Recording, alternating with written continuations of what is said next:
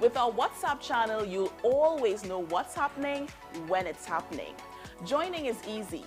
Use your phone camera, scan this QR code, tap follow, and that's it. You're in. Be sure to tap the notification bell to never miss an update. Stay informed, stay empowered.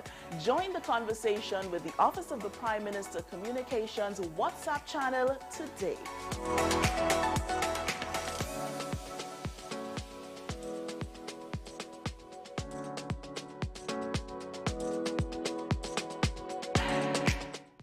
This is 10 Questions. I'm Andy Johnson. The distance from where we should be in the world in going forward on our commitments with climate change. The effects of climate change that cannot be accounted for. It's called loss and damage, and we're seeing loss and damage happening so much more in this decade and the previous decade. The principal term there was this question of the correspondent banking issues. That is why we're trying to build capacity with this country here, Trinidad and Tobago, and other countries in the region. Man is not showing any signs of stopping or even slowing down. More than half of the forest in Trinidad is already gone. All the plants and all the animals and all of the nice clean water and fresh air and everything had to be on this planet for humanity to have a chance. We have small change when it comes to countries that can take decisions, and when they speak, the world listens. The General Assembly is a very democratic forum. And Trinidad and Tobago has the same vote as Canada, in spite of the obvious difference in size.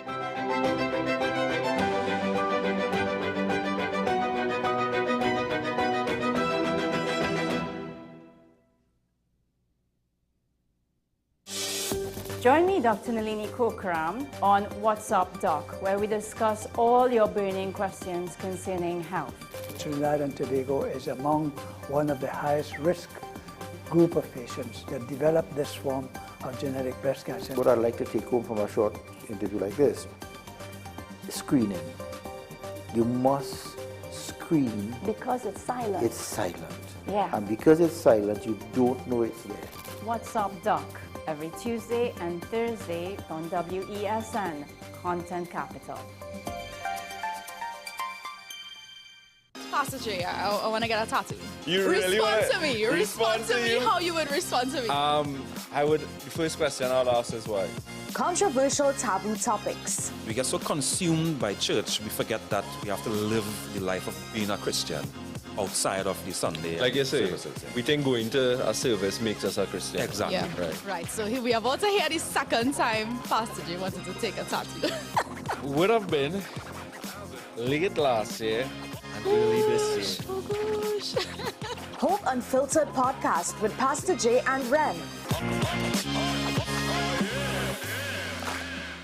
Hello there and welcome to AM Prime on WESN Content Capital. Before we even start this repatriation and reintegration process, we've already failed, or are we doomed to fail? You've got to invest in the institutions that you've established to carry out those sorts of core functions. We now get into the regional updates to give you an understanding of what's happening across our neighboring islands. We have available a number of films that are worth showing. So it was day one when the French Revolution started to develop the concept of universal human rights. What happened this time is unprecedented. It's one of the largest terrorist attacks in history.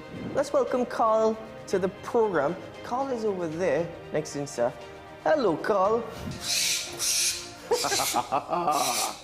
Silky anteater or pygmy anteater, and we have two of the three species of anteaters right here.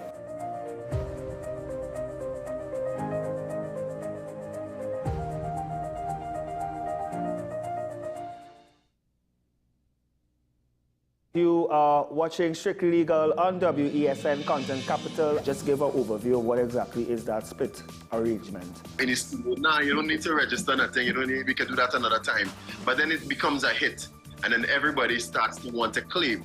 The laws that predate many of the independent countries' constitutions are going to be those colonial laws. We know there are an infinite amount of circumstances that would lead to a murder. I have a great idea and, I have a great concept, but until it's actually expressed, it does not become intellectual property. Accomplishments or targets of a forensic accountant is to quantify what may have been lost. They believe we defend criminals and we manipulated the law and we exploited the system.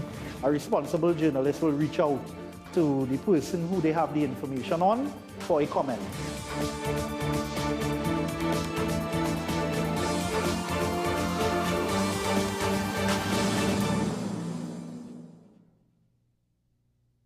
We are tackling the hard-hitting topics, some controversial topics, some topics we sweep under the rug. You don't always have to forgive in a relationship for it to move forward.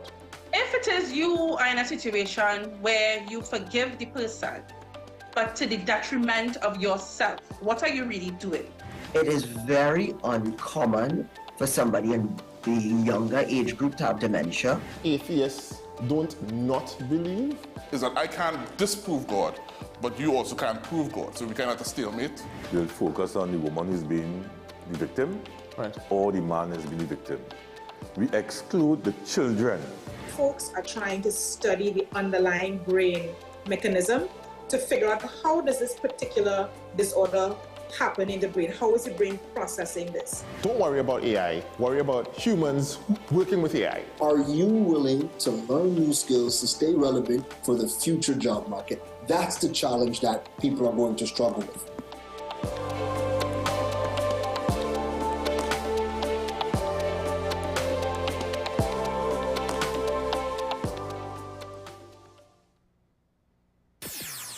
WESN.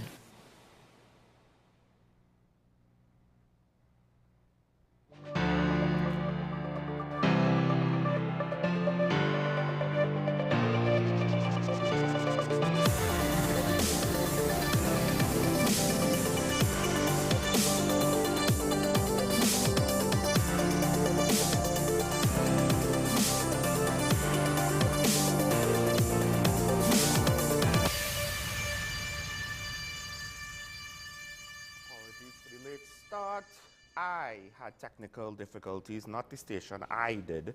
Just wanted to make that clear. Now, after saying that, however, there is some interesting things to discuss. Things that maybe you might not necessarily see as important, but I do. The reason why will be explained in a little bit. Of course, Carnival has concluded, and now we are in the period of Lent, where at least some of my peers who partake in the festivities then switch gears. They use this time almost like the reset button.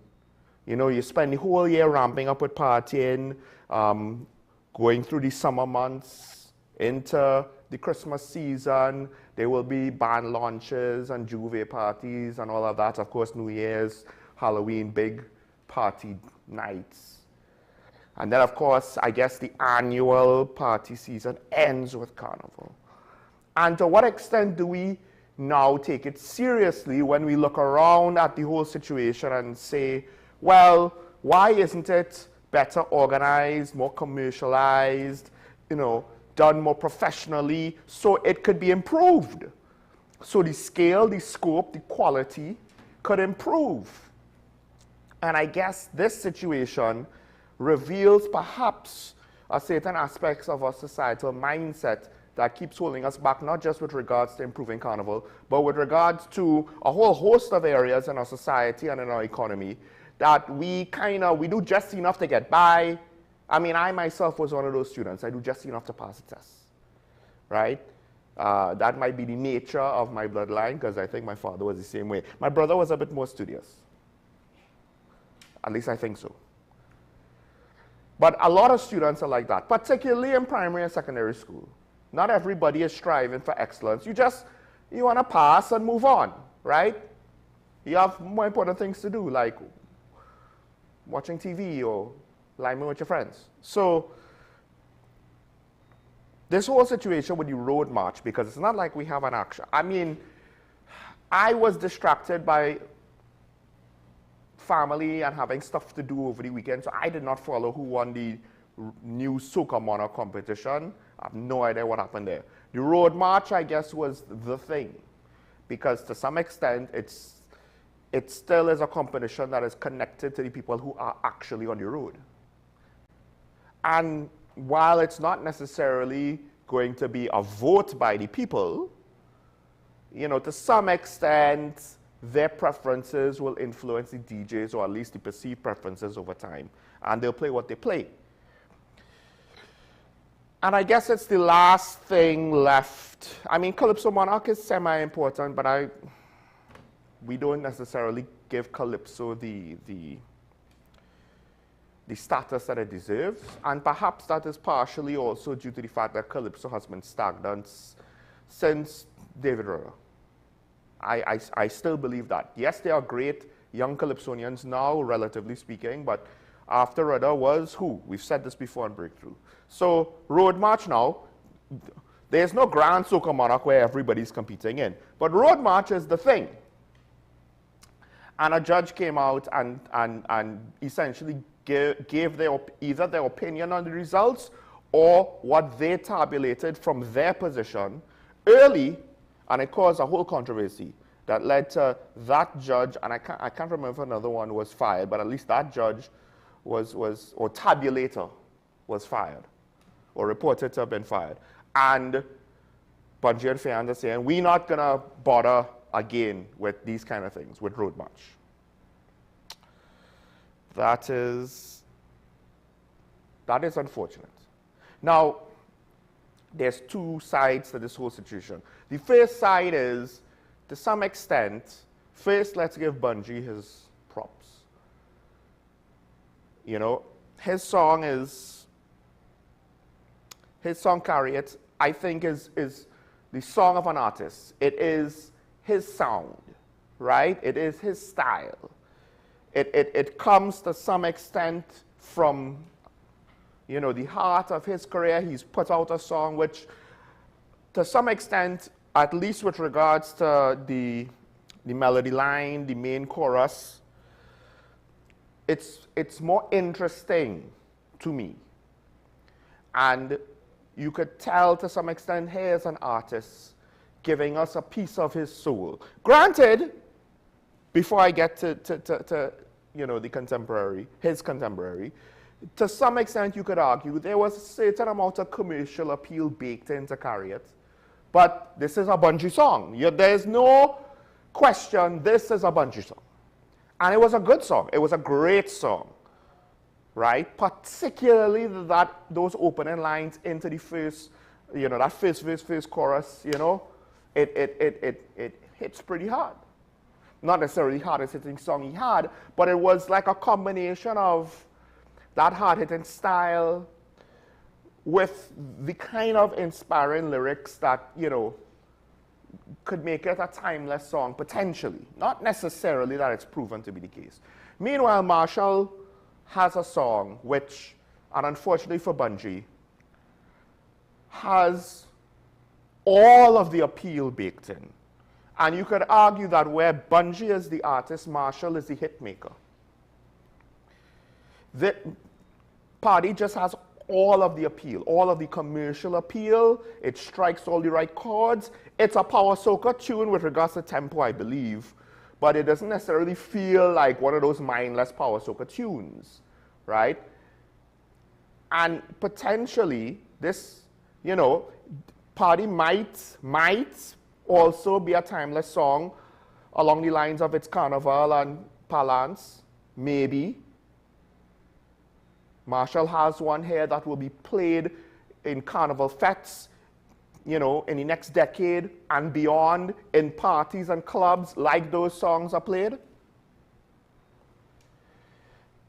And like, I had to acknowledge that, ultimately speaking, this was a monster of a song. And I'm not surprised that Marshall won. Now, if Bunji won, I wouldn't necessarily say, you know, that had to be funny business. I wouldn't have kicked up a fuss if Bunji won. But I understand that Marshall won. You could kind of hear the momentum in the broadcast on television if you were watching.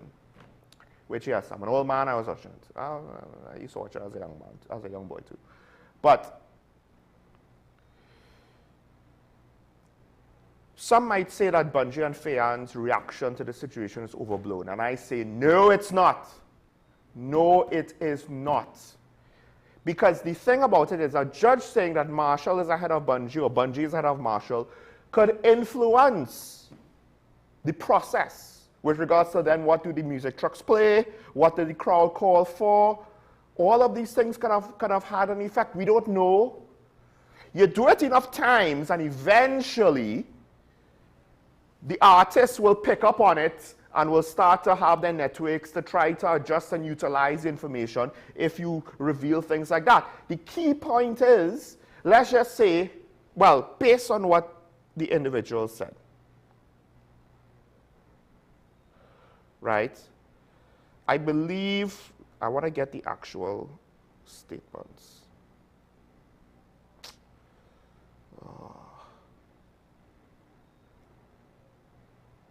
I believe that the judge may have said something along the lines of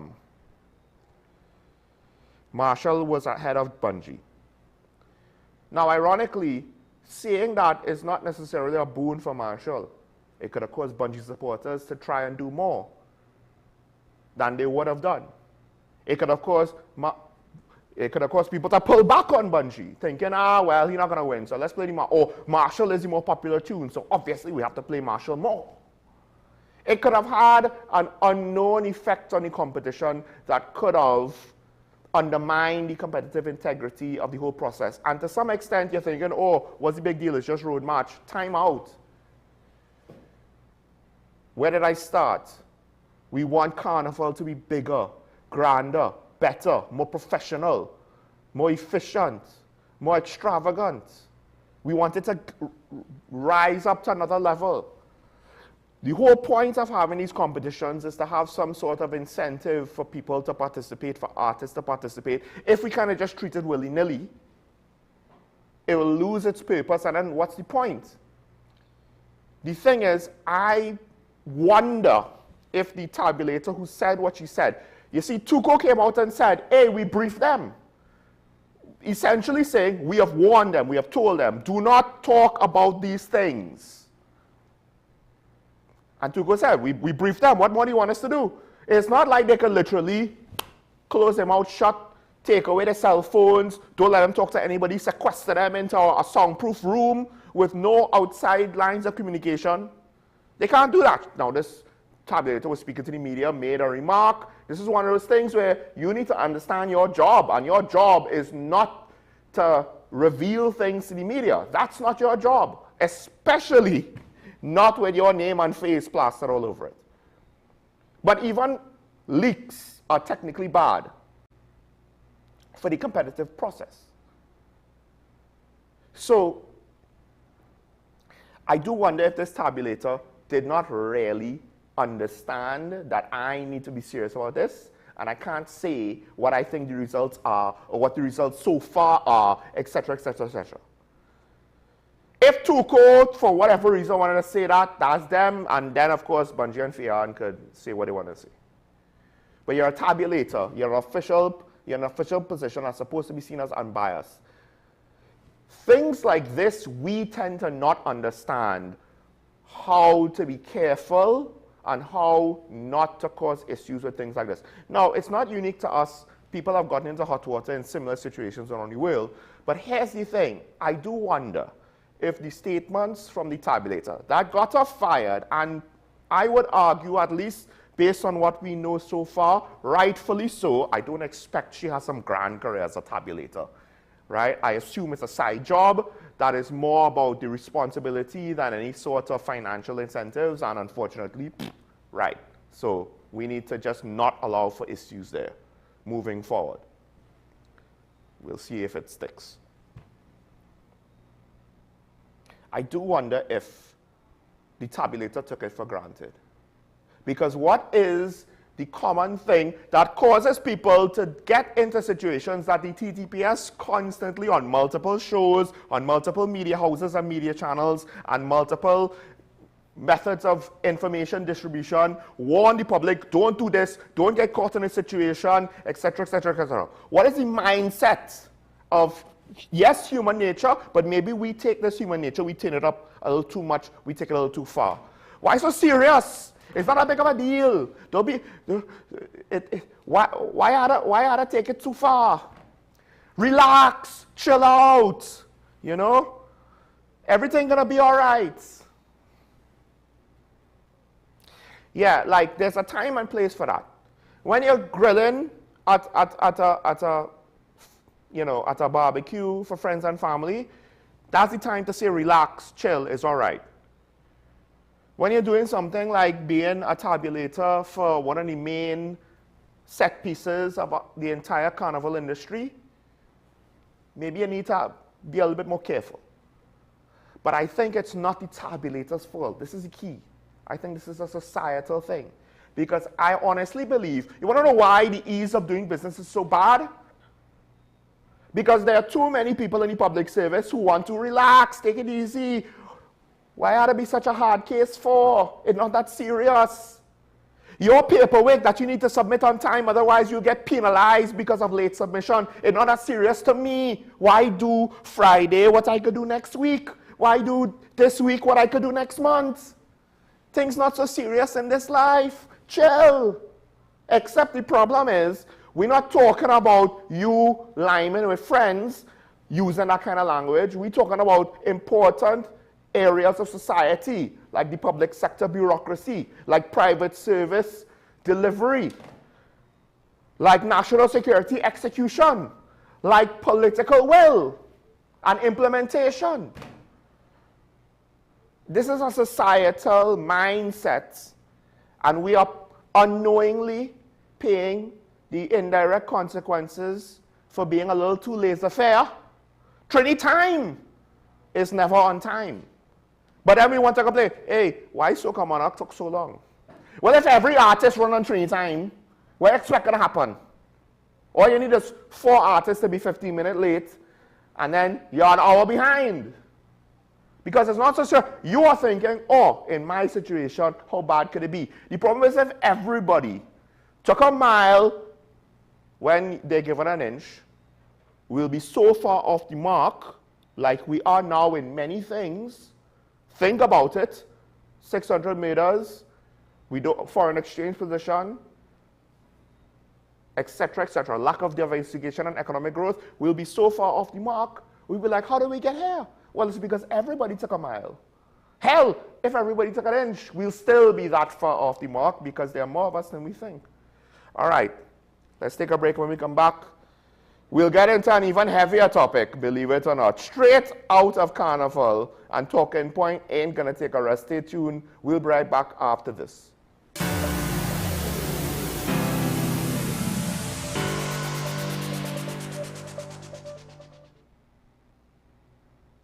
Do you need treatment for obesity or any related abdominal procedures? The community hospital now offers minimally invasive laparoscopic surgery done by an American-trained, board-certified surgeon with over 20 years' experience. Give us a call at 235-5479 for more information. The Community Hospital of Seventh-day Adventist, where good private health care is affordable. Hello there and welcome to AM Prime on WESN Content Capital. Before we even start this repatriation and reintegration process, we've already failed, or are we doomed to fail? You've got to invest in the institutions that you've established to carry out those sorts of core functions. We now get into the regional updates to give you an understanding of what's happening across our neighboring islands. We have available a number of films that are worth showing. So it was day one when the French Revolution started to develop the concept of universal human rights. What happened this time is unprecedented. It's one of the largest terrorist attacks in history. Let's welcome Carl to the program. Carl is over there next in stuff. Hello, Carl. Silky anteater or pygmy anteater, and we have 2 of the 3 species of anteaters right here.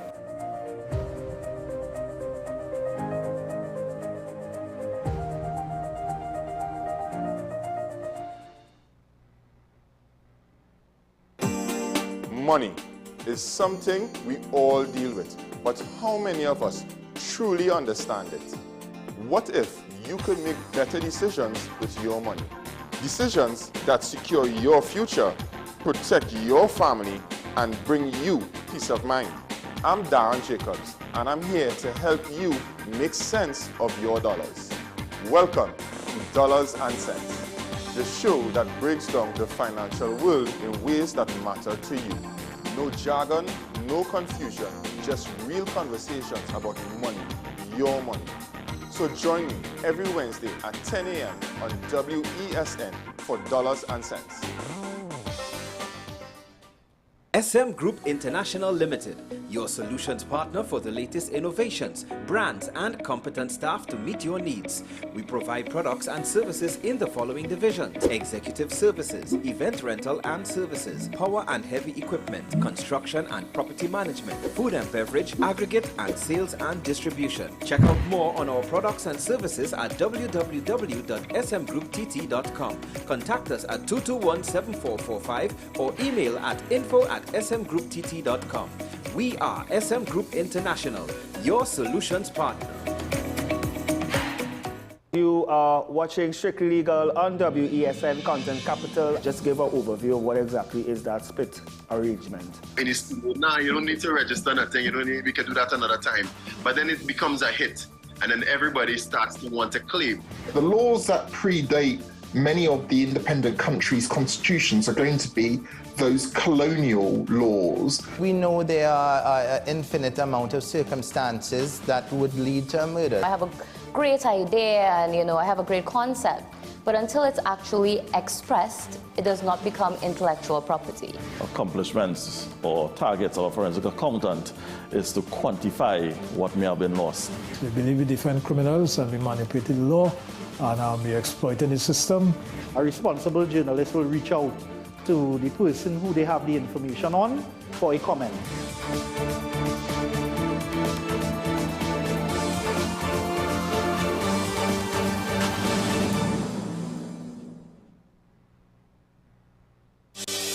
Join me, Dr. Nalini Kokram, on What's Up Doc, where we discuss all your burning questions concerning health.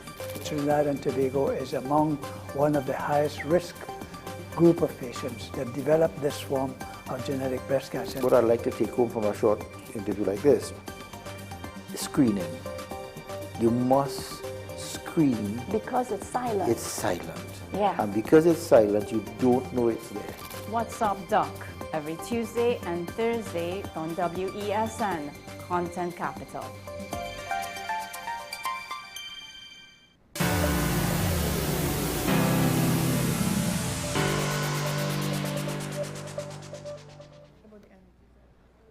And we're back here and talking about WESN, the Content Capital, and I know that it is technically not her day, but, we didn't necessarily want to take the whole week off, so we have the good lady here herself.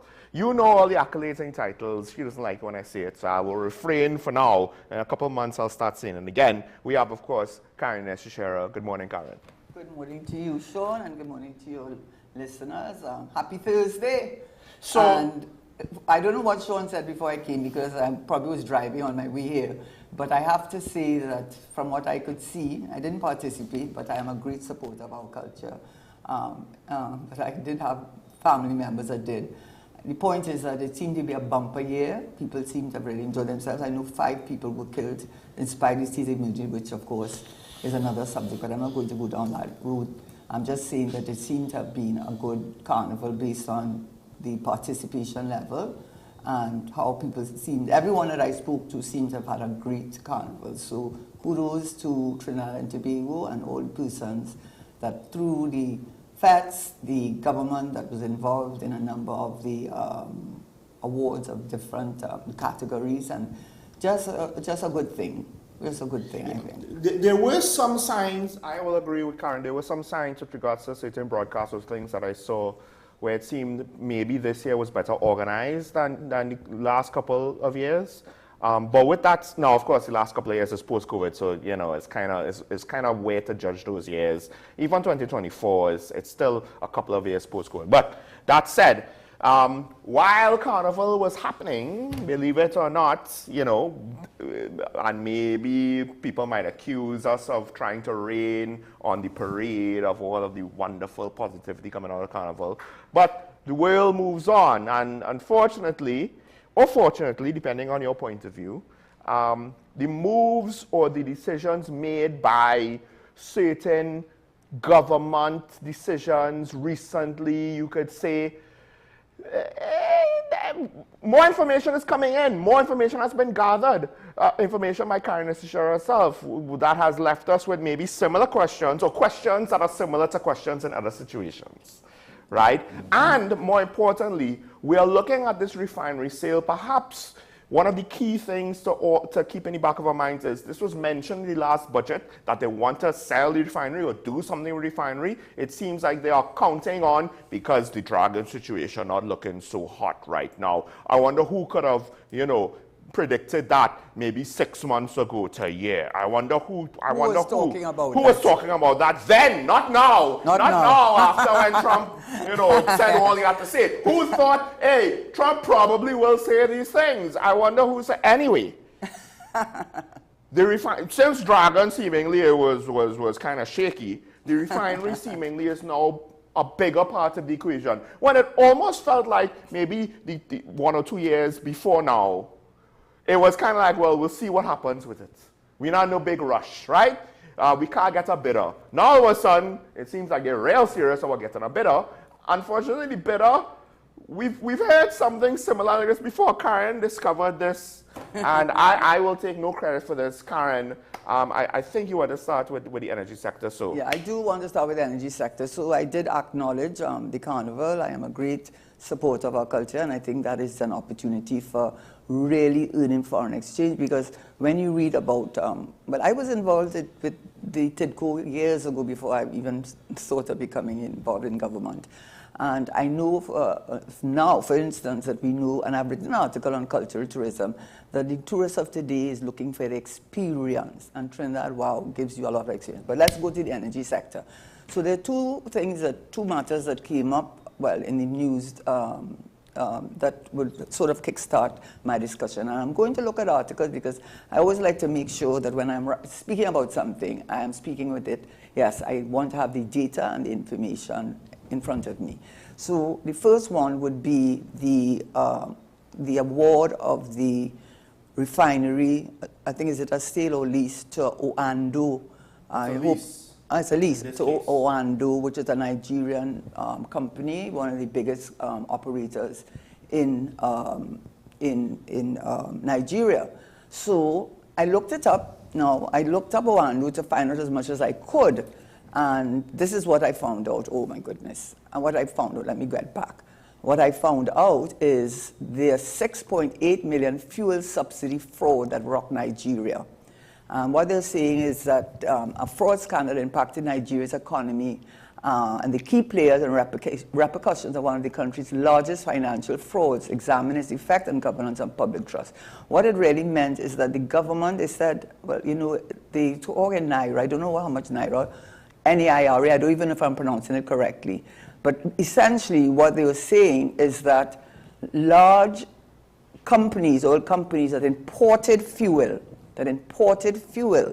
were paid significant subsidies by the government. They've given you a sense, it's a staggering, they said e-transfer amounted to 999 million naira, totaling a staggering 127.872 billion naira sent to 128 beneficiaries.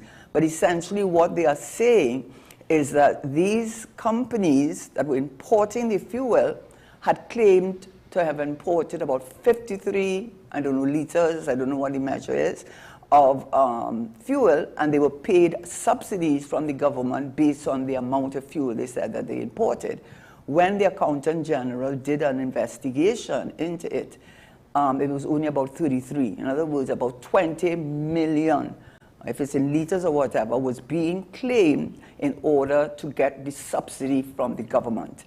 And one of the parties, the unraveling of the scandal, so I hope the Prime Minister won't say to this, I never knew about this before, right? Because I just went online and I found it.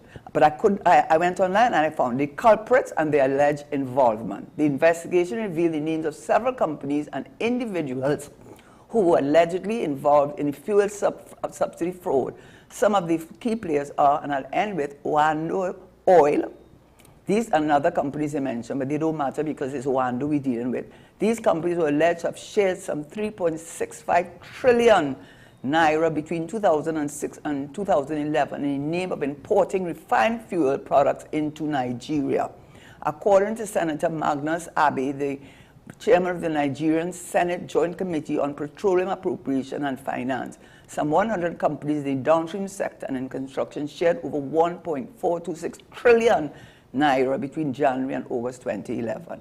So this company has a record of being involved in fraud. No, I just want to cut in. The exchange rate, so it's not that stark of a figure. The exchange rate is $1 for every 222.9 Nigerian naira. So how much you could do a quick calculation. But the point, that's not even the point. I know. I'm glad you did it because I don't want to be sensational. Yes. I don't want to be sensational. But what I am saying, and I had my limited opportunities to do research, right? Because I do work in the Ministry of Energy, and I guess a lot of people there should have known that. I hope the Prime Minister knows that because when it came to Jindal, he said he didn't know anything about Jindal. It was all over the place. He just had to go online. Even if he didn't go online, he have an office with us, with our permanent secretary, minister in the Ministry of. Well, aren't you supposed to, I don't know, do diligence? So, but let me start with the Wando first, because that's the most recent one. So you award a contract to a company that has been found to be guilty of involved in fuel subsidy fraud. Well, are you talking about Wando now? Wando, I'm talking about the Wando. No, they haven't gotten a contract yet, though, as far as I'm aware. But I'm not saying that. Listen, okay. Well, then that's good. That's good. So just like how you had to abandon Jindal or Jindal abandoned us, whichever way you want to look at it. So you know now, I try to find out more, but I'm sure the Ministry of Energy and the Ministry of Foreign Affairs can do better than I, as a lay person, which I am at this moment. I'm saying to you that Wando was involved in claiming fuel, which would have been refined elsewhere, and bringing it into Nigeria and claiming, among other companies, that he had brought in, that company, Wando, had brought in much more fuel than they actually brought in, and were claiming the fuel subsidy against that. So that is a company that is involved in this honest and fraudulent behavior. That is the point I am making. With regard to Jindal, which there is actually a picture in the newspaper where the Rowley defends Jindal, PNM doing best for Trinidad and Tobago. Then it comes out, the coal scam, Naveen Jindal and others summoned as accused in money laundering case. There's so much on Jindal. You don't even have to work out. Then they call it the coal scam.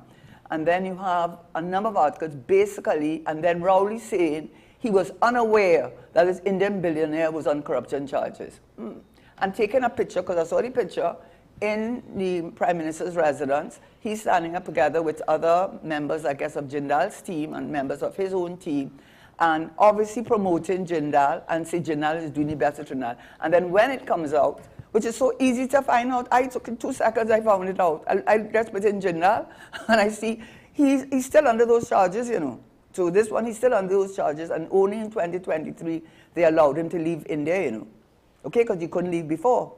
Involved in fraud and scam. And that is who Prime Minister Rowley was promoting as a person who was going to do the best for Trinidad. So that's two companies. And now the third thing I would bring up is the AV drilling. When you read, I actually took the wording from actually went to the newspaper to get what the senior counsel, they got a copy of what senior counsel had to say about the decision of the government not to go to court. She said they were actually guilty of misconduct. That is senior counsel, what's her name again? Oh gosh. Peak, Deborah Peak. Thank you. I'm so bad, but no, I should feel bad because I was in class with her. So, I wasn't, so yeah. So we'll allow you Oh, so this is what she had said. And she was very clear, and Deborah Peake is one person, I mean, I have a lot of confidence in her. Right, it's not like Deborah Peake speaks about a whole set of political matters, no, not but at she all. spoke about, that's one of the reasons why her name is not on the tip of my tongue. Right, but what she said that the opinion which was delivered to Petrotrin yesterday, Ms. Gardemin has a copy read. In the premises, we have the respectful view that the award discloses gross and fundamental errors on the face of the award, and the arbitrators are guilty of misconduct in the conduct of the proceeding. The finding on the principal issues are irrational and unsupported by the evidence. For the foregoing reasons, we are of the view that the process of setting aside the award are good. She went into detail. She said the award states, this is what she said, the award states that Petrotrin was required to resolve every possibility that there might be an innocent explanation. How crazy is that? Before deciding whether or not to terminate the contract. That is a standard of proof that does not apply the words of Article 29.1 of the IPSC, which requires reasonable grounds for suspecting misconduct or wrongful activity exists. To require that termination may only lawfully take place where there is no possible innocent explanation is akin to the criminal standard of proof beyond a reasonable doubt. To insist that the ruling is inconsistent with the 2018 ruling of the Court of Appeal in the AV Drilling Oil and Gas versus Petrotrin case, right? The tribunal allowed and substantially relied on A and V's argument on the capacity of the field that had nothing to do with and which was different from its pleaded case. This was a breach of the tribunal's procedural order and in our respectful view amounts to misconduct of the proceeding. You can't get harsher than that, you know, right? So look what I call up to now. Oando with fuel subsidies fraud. Then next one I call is Jindal, who is facing serious charges of money laundering and bribery in his country. You could just go and read about 4 or 5 articles, and our Prime Minister saying he didn't know anything about it, right? And promoting that of him, obviously, to be the person to get the award. So that's Jindal, that's Oando. Then we look at AV Drilling, where the claim was, and they had a lot of evidence, that AV Drilling was claiming more crude oil being delivered to Petrotrin than was actually delivered. And they were able to show by all the different reports that it was impossible.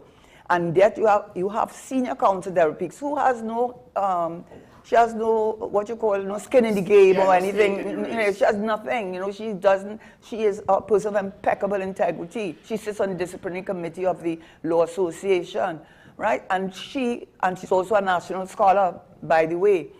And the point I'm making is, look at what she said. She actually called the persons involved guilty of professional misconduct. And the government should take the matter to court. The government did not take it to court because they knew, just like with the Auditor General matter, if it reached the Privy Council, they would have come to the same view that senior counsel had come to. What does that say to you about this government? AV Drilling, all of them following the same pattern, you know. Claiming more oil allegedly than was delivered. Jindal involving corruption and fraud and money laundering. Oando claiming more of fuel in order to get more of the subsidy that was available to companies at the time. And you didn't do, and then you have the procurement regulator. Remember I said already. Oh, this might be the best part. I don't know which one. Oh, go to the procurement regulator. I don't know what might be the best part. The fact that, you know, the Prime Minister, the government seemingly, at least to some extent, feigned ignorance over certain things. Which, you know, let's not forget, a lot of people keep reminding me politicians are smart, you know.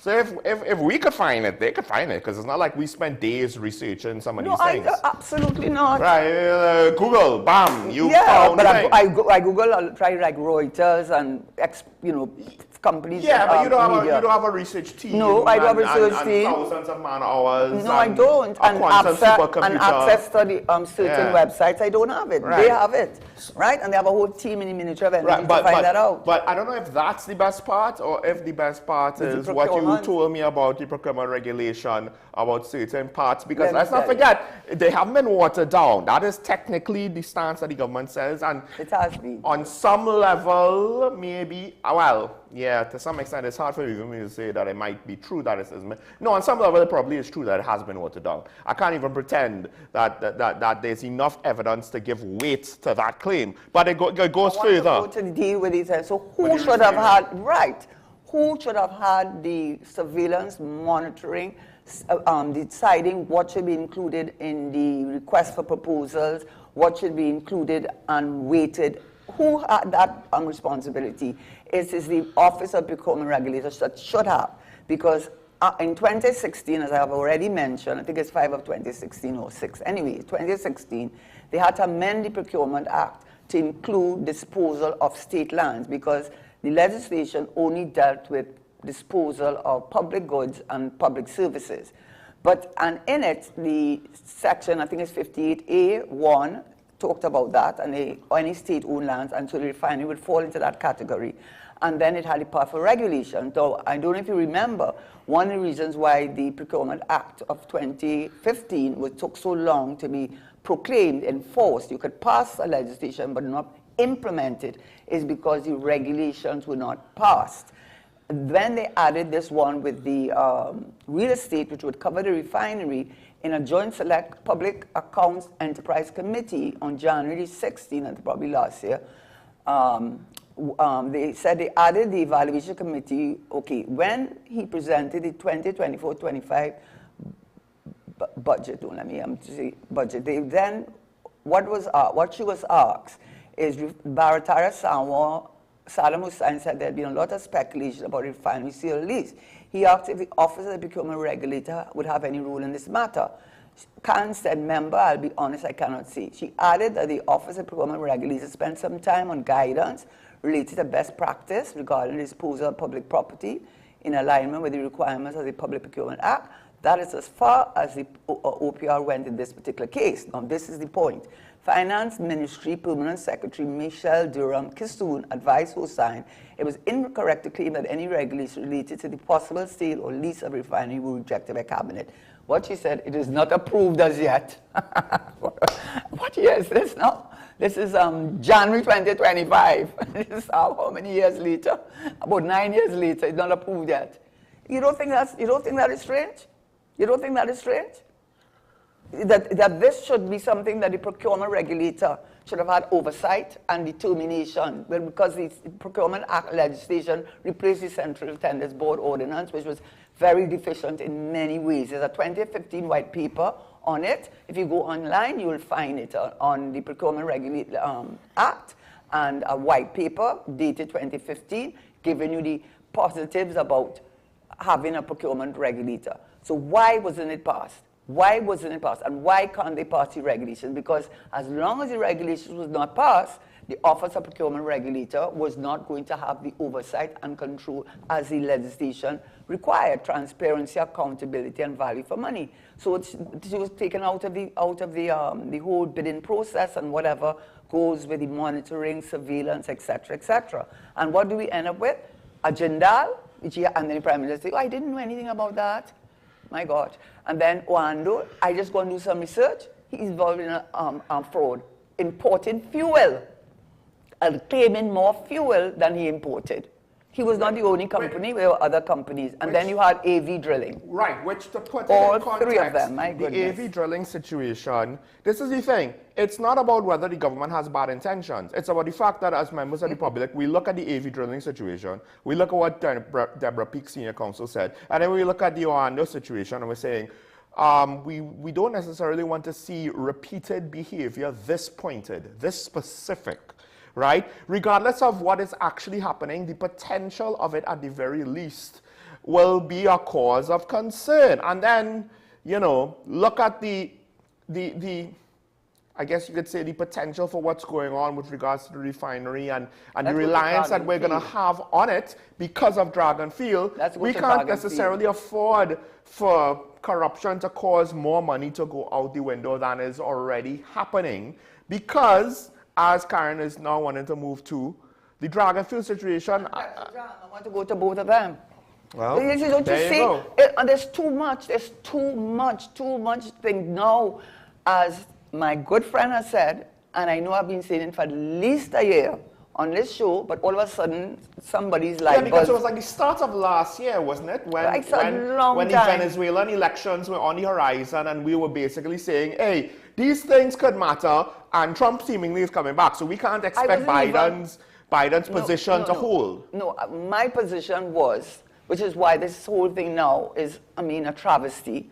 My position was, and I said it repeatedly, that the 30-year license that Venezuela granted to Trinidad and Tobago and Shell and so on, and on NGC, is not the issue. Venezuela is starved for cash. They have $90 billion in accounts abroad that they do not have access to. And what is not that license you have to be worried about, is OFAC, the Office of Fixed Asset Control, their sanctions, relief from sanctions, because initially, in February 2022, by General, I think they call it General GL, or I don't know if it's General License 41, they said that we could, that Shell and NGC and so on, could start exploration, but any natural gas that was exchanged or bought during this transaction, they could not, Venezuela could not be paid in cash. They could only be paid in kind. And there was a big uproar. And then later on in the year, they got an amendment to that called GL or GN 44A, which said, gave us 2 years. 2 years that started in October 2023 and is coming to an end in October 31st, 2025. Now, what is the problem there?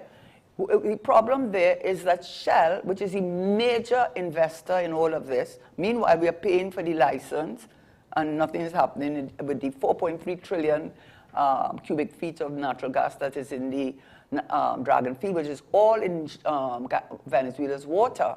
The problem is that Shell will not sign the final investment decision. Shell asked for a 15-year extension and was not granted it. Shell shareholders clearly are not prepared to take the risk of the, even under Biden, and this was done under Biden, not under Trump, this was done under Biden. This is before, and I was talking about it all the time. I said you have to look at that license and you have to look at Shell's conduct. It is clear that Shell is not prepared to put its money when Venezuela, when the United States has its sights on Venezuela.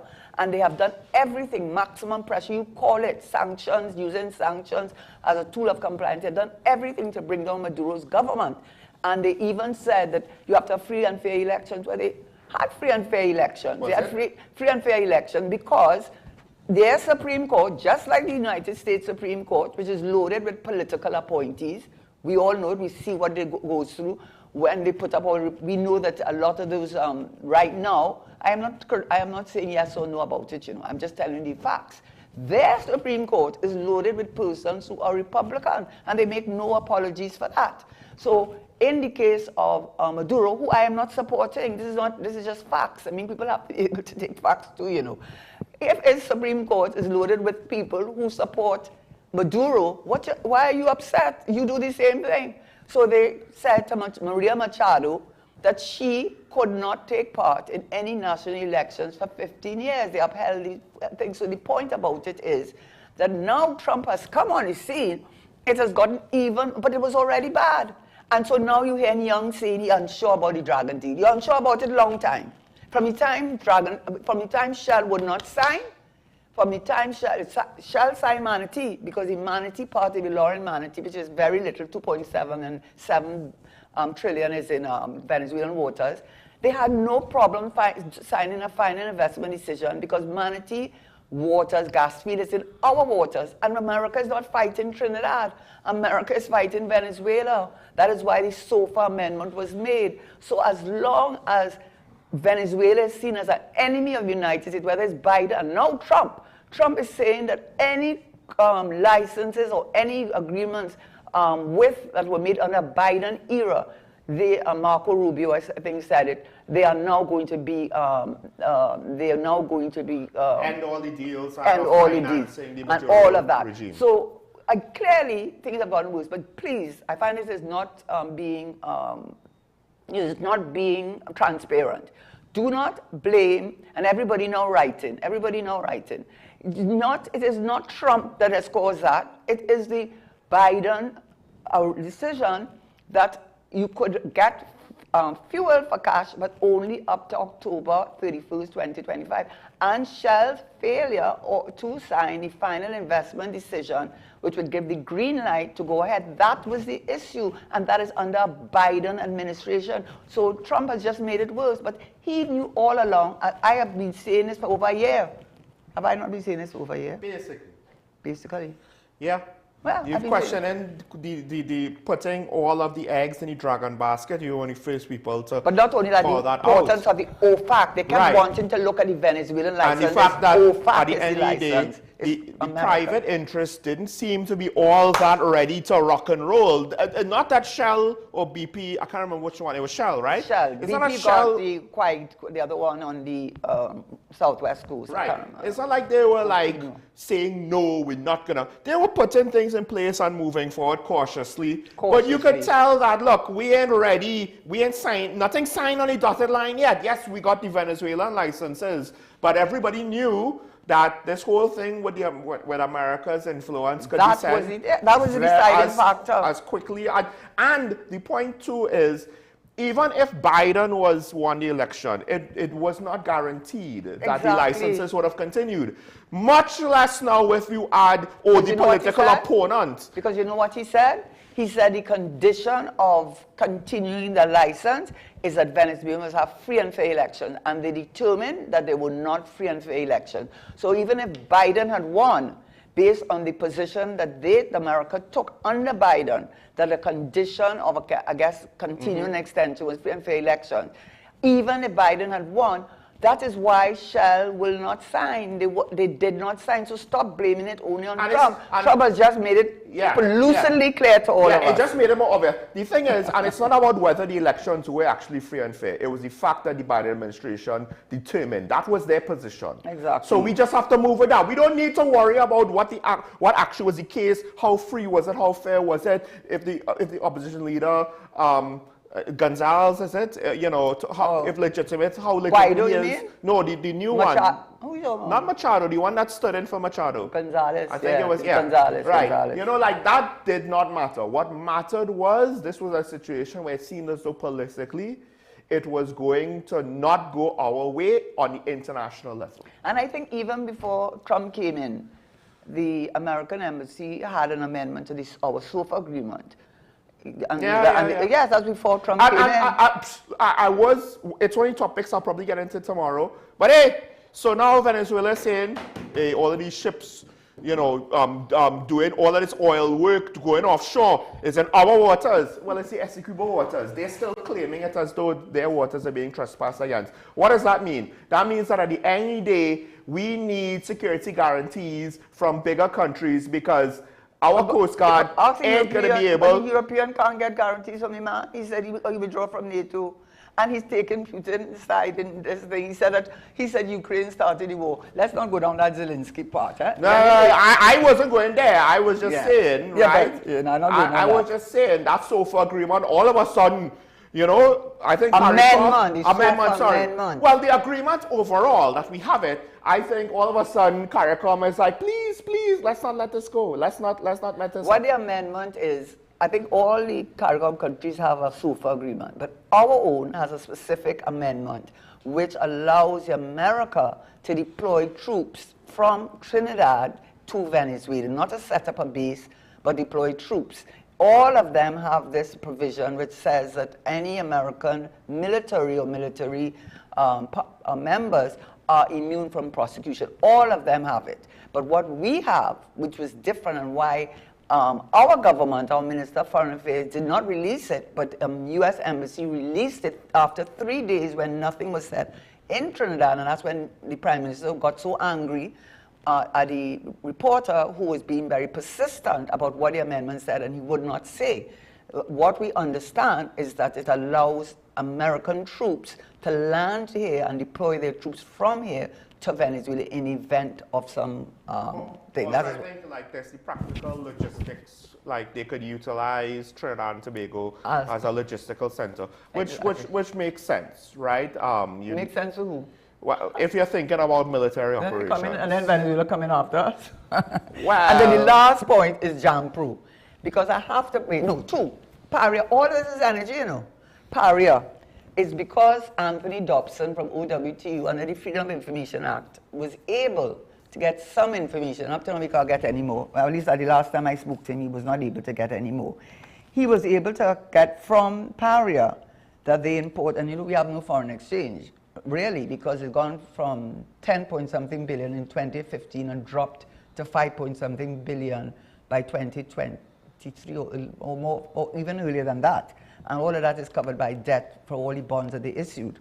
But anyway, coming back to the point, he was able to get under the Freedom of Information Act that the Paria had imported $430 million of refined fuel in a 3-month period, April to June of 2024. And I don't think they were able to get any more because they seem to be making it a little bit challenging.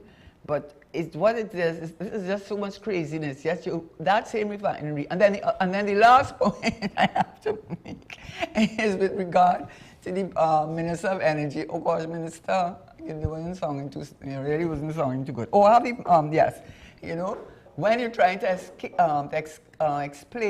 the Petrojam deal of us importing bunkering fuel from Jamaica. I mean, Jamaica doesn't have any crude oil at all. And you wanted to talk about one of the reasons we closed on refineries because we were mature for oil fields and we were not producing much. But we haven't for a long time. I actually got some figures. In 1960, it was 140,551 barrels per day. In 1978, it was 234,110. In 2008, it was 114,257. By 2019, and that's a long, good few years ago, right? It dropped to 58,090. Then in 2023, November was 49,000 barrels. So that is a nonsense argument because if Jamaica has no crude oil at all, and we have always been importing crude oil, what do you think whoever has the lease of the refinery is going to do? They're going to import crude oil, and then they're going to, that's what it is, a refinery refines crude oil. Gasoline, diesel, aviation, bunkering, produce bitumen, that's what it does. So that argument, Texaco was importing crude oil way back then, when the capacity of the refinery, I think, was over 144,000. What kind of argument you would want to put forward? And then talking about Trinidad and Jamaica relationships. What we had, and I think someone made that point to me, what the minister and them, they have to answer, did we get the best deal? Because you see something not right, you know, something not right. Why can't they answer this straightforward? How much bunkering, because they could have other fuel, a small refinery in Jamaica, how much bunkering fuel does the refinery in Jamaica produce per day? The first question. Second question, I asked it already, and I don't see why people object to me asking it, because if there's an answer to it that is straightforward, I'll be glad to hear it. How much of that bunkering fuel is used for Jamaica's purposes, domestic purposes, and how much is available for export? And the third question is, how much are they able to export from their refinery? Because it seems to me that people are concerned, yes, we're buying it straight from Petrojam, but is Petrojam getting it from another third party and then selling it to us? And if that is the case, why aren't we getting it from the third party if that is the case? Just answer that question, then you put to rest the concerns, because there's a definite concern that, and if you could answer and tell us how much bunkering fuel they can refine in a day, and tell me how much they are able to export. And if the math's not matching, then you have to know that Petrojam is getting it from another source, and we are buying it directly from them, but they're getting it from another source. Why are we not doing the same thing? Why are we not, if that is the case? Answer the question. I want to add to this, because of course now the opposition is saying, well, Petrojam wasn't making a loss, right? And yeah, Minister Young is saying, oh, no, they were making a 16 billion loss in 2018. Yeah. All I'll say is this, the gift that keeps on giving. I would just like to know, since it's possible that the Auditor General might have her work be interfered with, you know, depending on how you interpret the Privy Council's interpretation of that preliminary case, who audited, anyone who audited Petrotrin's financial statements in 2018? I would just like to know. Okay, what I know, this is what I know, and I really cannot give a definitive answer on this. Yes, I really can't, and I would like maybe you can have a guest on to give more clarification on it. But it is so that in the cross-examination in the industrial court, that Espinay, who was then chairman of the Petrotrin, never said to close it down. They were in favor of restructuring. Right. That was what, and the two, Solomon and something, another major consultancy firm internationally recognized, also did not recommend closing down. They had recommended restructuring. That is what is being said by the parties. I don't think anybody recommended. I think financially, when you think about it, it almost makes no sense. How is it?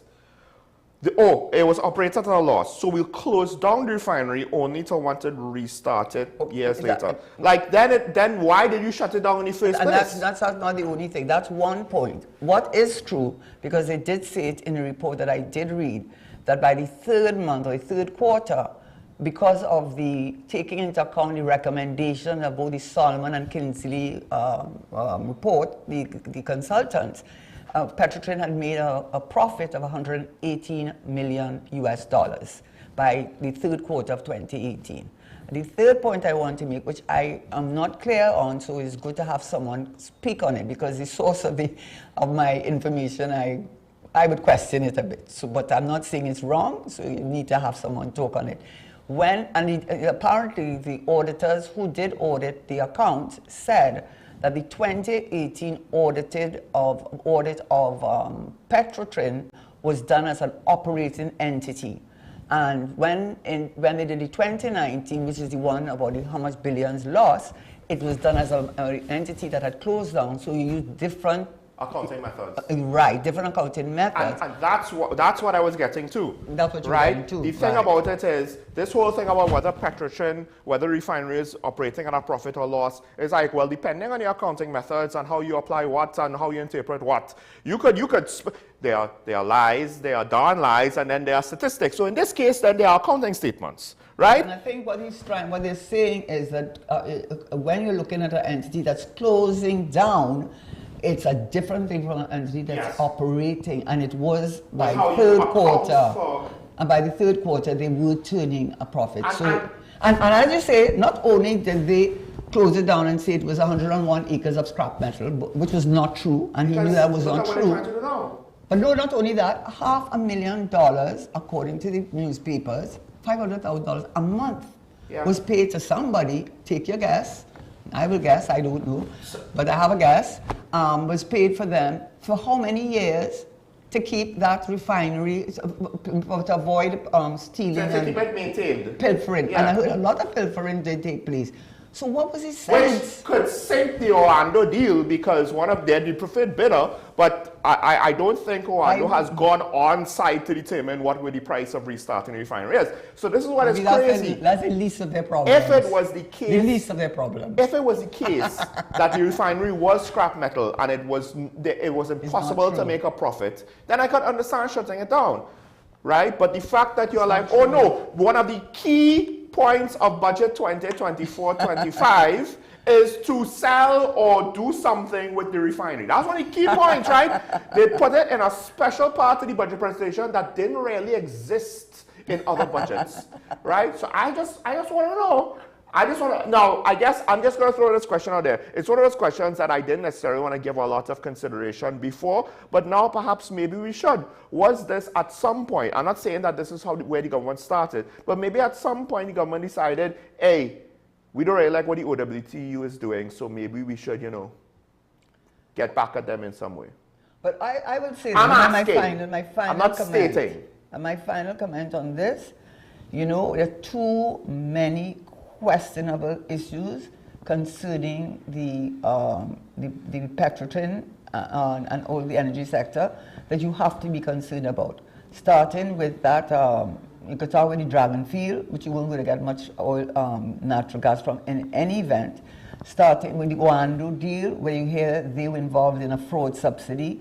Jindal, who's been before the courts for serious money laundering and bribery and corruption, and who the Prime Minister favored, and who Wando was given the preferential bid. The fact that the procurement regulator did not have the oversight over it, and the reason given was regulations. It's how many 9 years you can't pass those regulations. The fact that we are importing, Paris is importing so much fuel. I mean, there's too many unanswered petrol jam. Answer the question, how much are they producing for them to be giving us? Because if they are buying it from somebody else, why are we not buying it from that third party? Yeah. And that's all we're asking. I mean, you have put us, this country, these people of this country, in this position by the fact that nearly every dealing with that refinery has been questionable, to say the least. And it is not we have done it. Your Minister of Energy, who I do not think is a person I would put much trust and confidence in, based on antecedents, and a Prime Minister who, well, you know, it's just very, very worrying. And even those of you who want to support whoever you want to support, you have to take off the blinkers, look at the message, and don't fight the messenger. What I have said this morning is wrong, but then you can correct me. But I do not think anything that I said is incorrect, based on the reports. With that said, let's take a break. When we come back, we'll open the phone lines, maybe a few minutes longer because of a few minutes late starts. Who was late? Me. I had computer problems. I wasn't that late, but I had computer problems. Anyway, let's not get into that. Let's not discuss who to blame. Well, yeah, it's not a blame game, folks. Stay tuned. We'll be right back after this.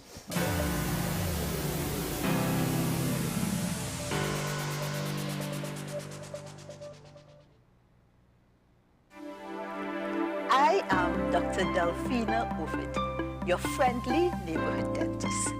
At Community Hospital Dental Clinic, we offer examinations which include x-rays, basic oral cancer screening, and a treatment plan. We also offer cleanings, fillings, extractions, root canal treatment, and complete and partial dentures. Remember, you don't have to brush and floss all your teeth, just the ones you want to keep. Give us a call at 235-5479. The Community Hospital of Seventh-day Adventist, where good private health care is affordable. Knowing how to tell authentic is as easy as 1, 2, 3. Find it, match it, search it. Step 1. Find the style number on the tag. Step 2. Match the style number inside the jersey with the number on the tag. Step 3. Search it. A quick Google search of the style number will verify the jersey is authentic when the search results match the jersey being searched. Don't be fooled by counterfeit jerseys. Before you buy, remember to find it, match it, search it. Fan Zone, 2 locations nationwide. Center City Mall, Chaguanas, and Movietown, Port of Spain. Nationwide delivery available.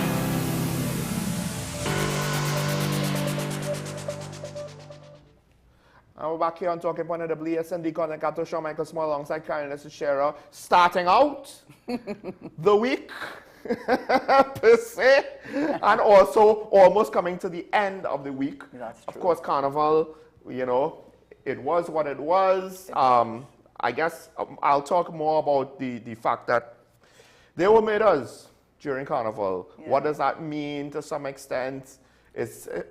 I wonder if Carnival 2025, in that regard, is a microcosm of a society. Or they were made us, but you know what? It's fine.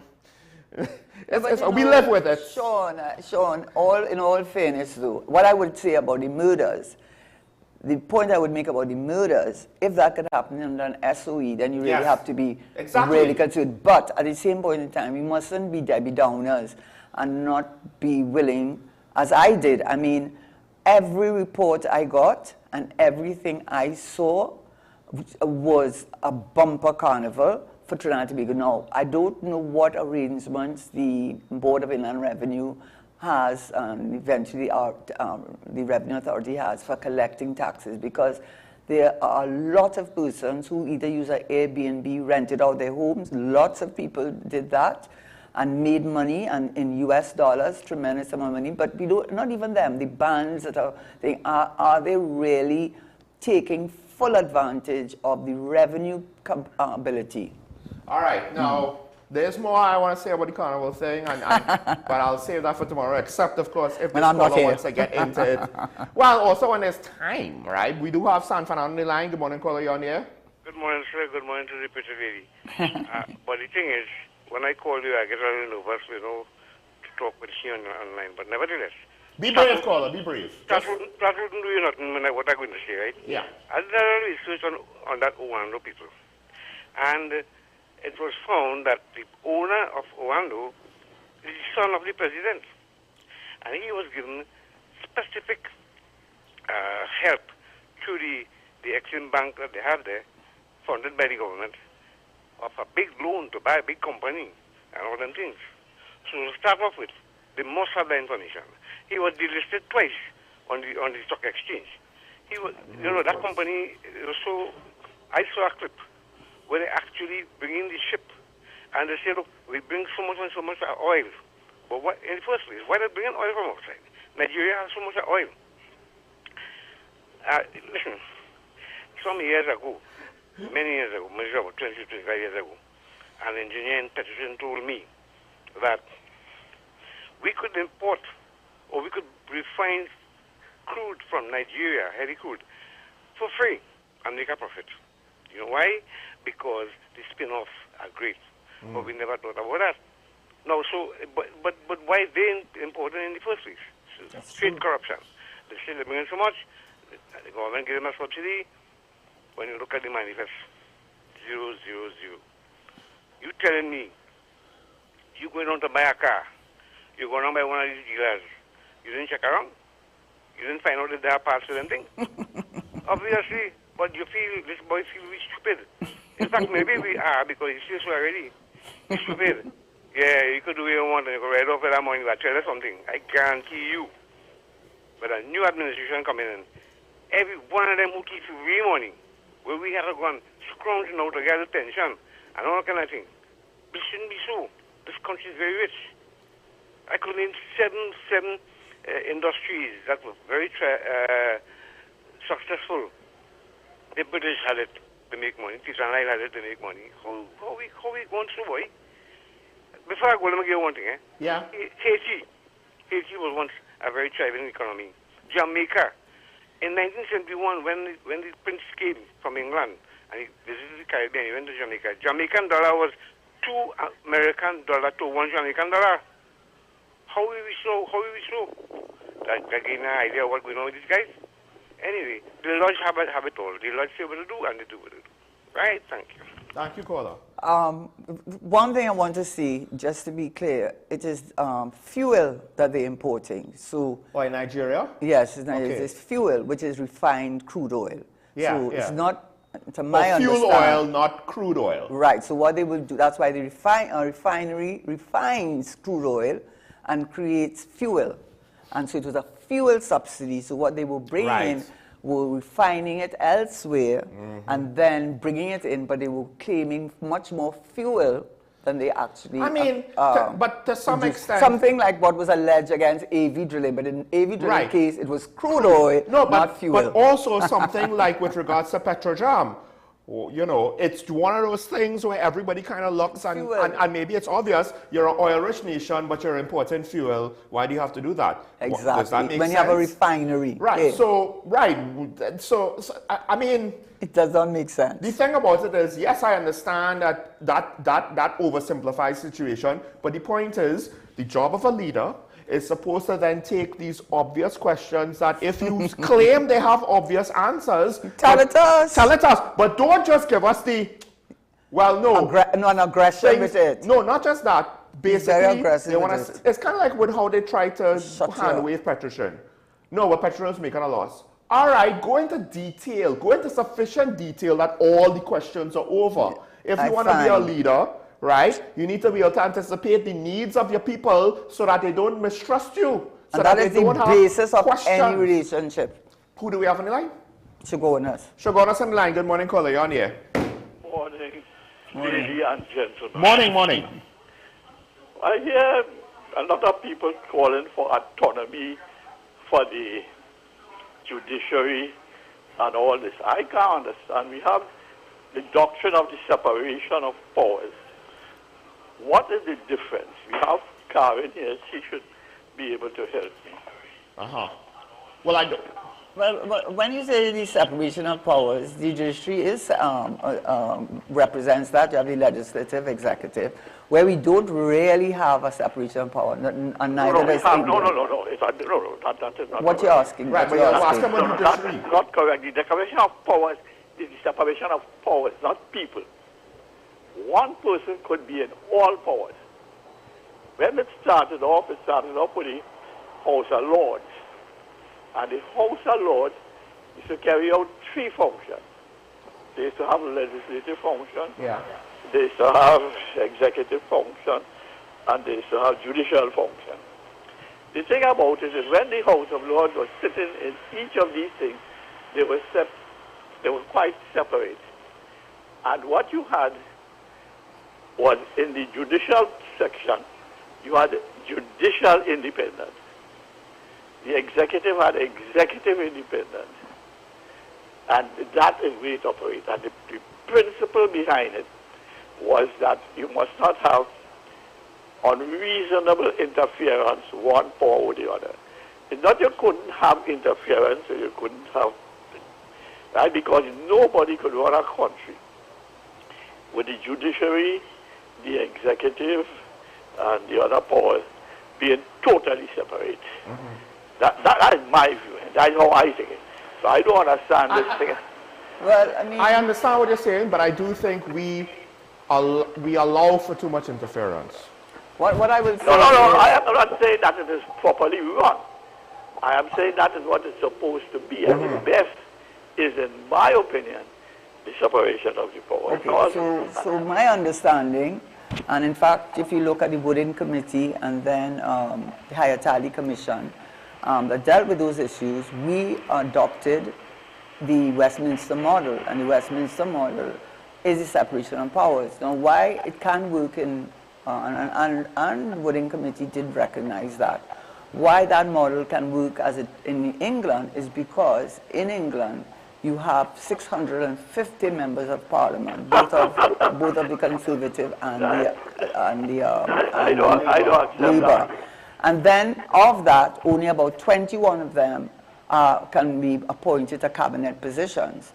So in 21, when I looked it up just before, 21 or 22 for the most cabinet positions. I don't think that's just so the point I'm trying to make is that, yes, you could say that the judiciary is not solely independent, because who appoints the Chief Justice? It is going to be the President. Who appoints the President? Electoral College. But who really has the majority Electoral College? That is necessary. And that is necessary, and that is why I... Yeah, but the Electoral College really does not function as independent, because once you have the majority in whether the Senate, which you will have because you are entitled. I am saying independence don't come in, separation of the powers don't give you independence. What it gives you is you cannot unreasonably interfere. Right, but I do think, Paula, that to some level, because of the small scale of our politics and how interconnected everything is, it is too easy, and we've seen too many questionable situations. We have much smaller countries which operate properly. You have Singapore and whatnot. I do agree with that. Well, anyway, last point. All right, you mean. Okay, go ahead. On this question of closing down of Petrotrade, the real reason for the closing down, or the problem with the refinery there, was when the Malcolm Jones went and bringing certain things like the glass or liquid plants and whatnot, which had failed in the USA because one of those plants was actually erected in America and it was not operating properly. And when he tried to bring them in, the permanent secretary in the Ministry of Energy, a man who come through the ranks in the petroleum energy and actually lectures in UE on petroleum energy, said that no, that would not work, and he was transferred to the Ministry of Work. Now, where's another petroleum engineer the Ministry of Works for? And those were the reasons. When the government changed, and the new government tried to charge Malcolm Jones for malfeasance in public office by doing them things, when the case as in Trinidad went on so long that the government changed back, and the one who put Malcolm Jones withdrew the case. Those are the real pertinent facts. Okay, can I respond to you on that Sure, a little sure. bit? Sure. We are talking about the bullet payment of, I think, 850 million that was due in All about 2 years. those came up not with the refinery, it came in with the two things that Malcolm Jones bringing. Okay, so I'm trying to answer your question. And, you know, My question is nothing was wrong with the refinery except Malcolm Jones. Okay, can I just respond to that? Call on. Please, can I just respond to what you've said? I heard what you said. So what you were saying is what the Prime Minister said was that there was a bullet payment, meaning all the money had to be paid, and it was coming up in about 2 years, and it was something either 850 million US or 950 or thereabouts. And that was the reason it was this Malcolm Jones. But the bullet payment had to do with Malcolm Jones' decision. Wait. Were you going off the point? Well, you don't know if I am, if you're not listening to me. I myself am waiting to see what Karen's going to say to know if I need to. Please, can I just finish my point? So it was the gas to liquid project, and they made this arrangement with a company that had no previous experience in the business. They were going to provide the technology, and we were going to provide the infrastructure. And at one point in time, they were not able to do that, so they took out a loan. Anyway, at the end of the day, there are two things I have to say. When OWTU, as I think Patriotics, tried to purchase the refinery, the Minister of Finance is on record as saying they could have restructured the loan so that it was not necessary to close down Petrotrain because of that bullet payment. That's one thing that is on record as them saying that. Secondly, with the gas to liquid, when it went to arbitration in London and they tried to accuse Malcolm Jones and no other director, just him, where he was signaled out for being malfeasance and grossness, they were not successful. They were not successful. And in fact, the court awarded in favor of Malcolm Jones. When the company turned around and tried to sue Petrotrain, which was still under, by that time I think he had a change of government, they then were also unsuccessful, and the arbitrators in London said that they owed the Petrotrain the money, and that is one of the main reasons, if you look at the arbitration that took place in London, that Malcolm Jones' issue regarding his being guilty of gross negligence and the kinds of charges, who did not only not stand up, but the other company with whom they had done business were found both on the case brought by Petrotrain and then by the company. They were found to be in the wrong, and they were found to have to pay damages. And after that, the then administration that took over tried their own version, low sulfur, the same concept. and using the same infrastructure, but made a deal with, I think, with Samsung or one of those big companies. And they similarly, they were not able to deliver after millions and millions of dollars was spent, and they were not able to deliver on that. And then you had another one. There were 3 of them, all with Nikwan. Nikwan was the third effort at it, using the natural gas, and you know what happened? An explosion, and then somebody died. So the fact of the matter is, the infrastructure that has been used for all of those activities of gas to liquid to be able to meet international standards, because to lower the sulfur content of our fuel, which is the main problem with our crude oil and the crude oil that we import, that all of those events were used on the same infrastructure stage, both by this government and the former government. So they're all, if you want to put them all in the same basket, and know that, that Malcolm Jones did win in the arbitration, and secondly, the Minister of Finance went on record and said they could restructure the bullet payment. Yeah, and those are factual. I think the thing is to just single out Malcolm Jones as the only potential perpetrator, or the only person that was involved. Mr. Manning's good friend, so they wanted to destroy him. But things like that, one person is usually, unless you're the Prime Minister or Minister of Finance, is usually Malcolm not. Jones is not the one who brings these things.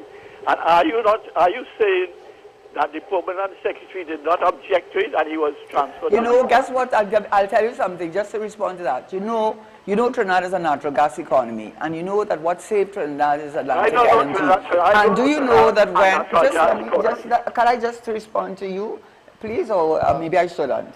But I just wanted to tell him, when Mr. Manning with Cabot came in 1995 and signed that agreement to bring for the first time an Atlantic LNG plant on Western Hemisphere after 28 years, his own ministers, his own permanent secretaries, his own technical advisors were against him. Thank God that he didn't listen to them. So sometimes you win, sometimes you lose. Professor, I'll just say this. I understand. Well, no, it's just. I don't know what it is. It's just. Anyway, I'll just say this. The thing about it is, based on what's going on, I don't think it's as simple as to say, well, it's Malcolm Jones' fault, right? In part because Malcolm Jones is the man who decided to bring it. Yes, but the opposite. But caller, one of the things that makes the situation more complex than just making that simple statement is that the partnership also attempted. The partnership also attempted a similar project. And then you had Nikwan. Right. So on some level, the attempt. It's hard to say that unless you want to say, like Karen said, that all of the politicians were corrupt and fools, right? It wasn't as though it was a PNM project, because the partnership attempted their version of the project, and that also independently failed. And then Nikwan independently failed. That these big loans that they couldn't service was not in respect of those things that Malcolm Jones brings. Okay, all right, but then Karen did say that the minister, stop. Karen did say that the Minister of Finance said they could have restructured the loans and not had to close down Perpetrator. I understand where you're coming from. Don't get me wrong. That's the plaster and problem. But to some extent, caller, let's just go with your vision events. It might be true, but then that's basically just double negligence on behalf of the government. No. Yes. All they had to do was get rid of those 2 plants that Malcolm Jones did. Malcolm Jones thing is so fixated on yes, but you see, we can't judge this administration on... I am not judging this administration. I am judging what caused the close down of Petrotrade. Yes, but the point is, if that was the straw that broke the camel's back, there were things that could have mitigated it that didn't necessitate. So why are they opening it up again then? It didn't necessitate.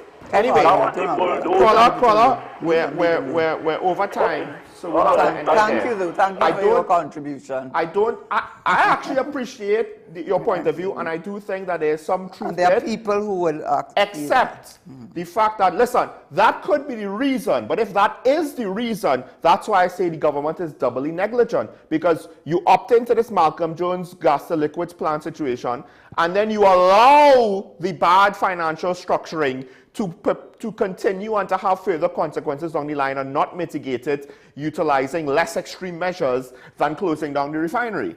Right? That's what Karen is saying. Karen is saying that the Minister of Finance admitted they had alternatives. They didn't have to close down the refinery, but they did. And that's why it was open up now. It's going to be opened up just now. Right. It was arguably, if what you're saying is true, then based on what Karen has said, reported on what the minister said, they made a follow-up mistake that is a whole second mistake that, while connected, is technically not the same mistake as the initial one. And by the way, I will never forget Vesney, in Vesney, I used to live in South, one of those Vesney schools, just before elections, the Prime Minister's on record in the papers, I'm ready to sign with Patriots. Where they, about 2 weeks before election, I'm ready to sign on the dotted line. What happened to Patriots? I'm ready to sign.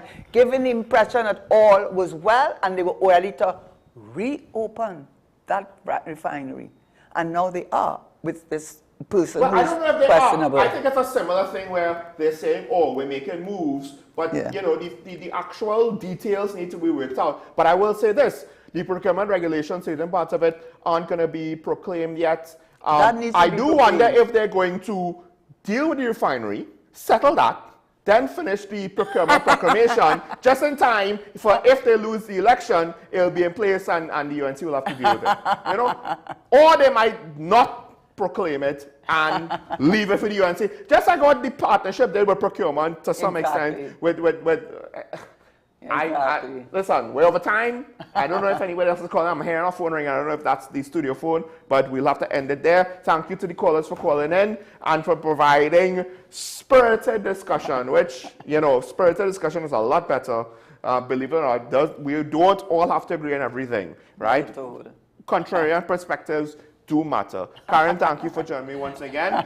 And thank you for, I mean, okay, people might not like the raining on the parade, but you know what? As much as I didn't rain on the carnival parade, eh? You did. Well, you didn't, but I did have to hear on Tuesday. Oh, you know, Orlando, they had corruption charges as well. And I was like, oh well, you know, there all goes. What's new? What's new? Yeah, What's exactly. New? Typical. TNT. That's not a real place. Apparently, we can't do energy deals anymore without some degree of corruption or dictatorship. Alleged corruption. Alleged, right?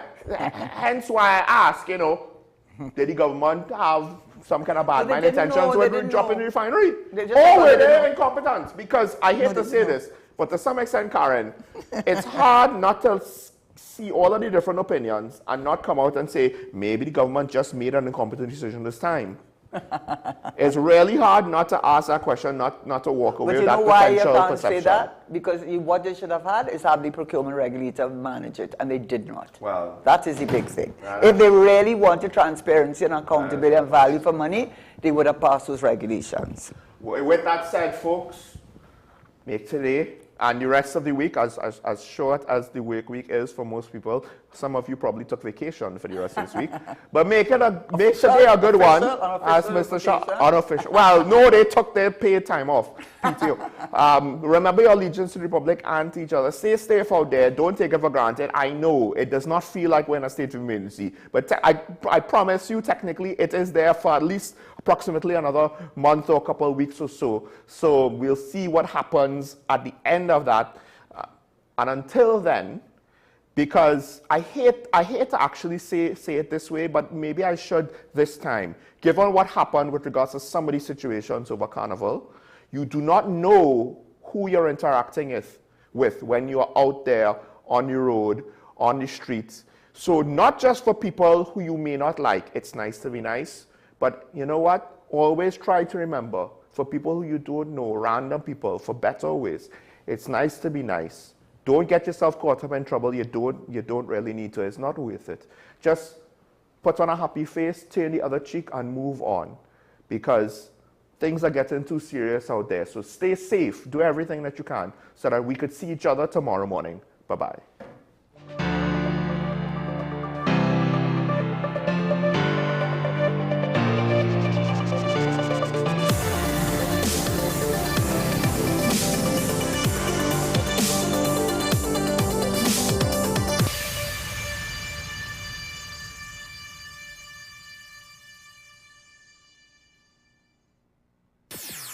wesn.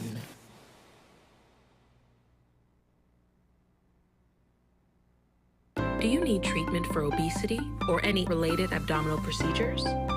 The community hospital now offers minimally invasive laparoscopic surgery done by an American-trained, board-certified surgeon with over 20 years' experience.